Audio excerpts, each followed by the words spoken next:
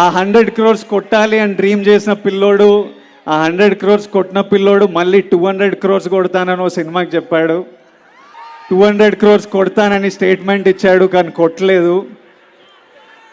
ఈ రోజు వరకు నాతో ఎంతోమంది అలాంటి స్టేట్మెంట్ ఎందుకు ఇచ్చావు, అలాంటి స్టేట్మెంట్ ఇవ్వడం తప్పు, అలాంటి స్టేట్మెంట్ నీ వయసులో నీ కెరియర్లో అది యారోగెన్స్లా అనిపిస్తుంది, అలాంటివి మాట్లాడొద్దు అని ఎంతోమంది ప్రేమతోని కోపంతోని ఈ రోజు వరకు చెప్తూ ఉంటారు.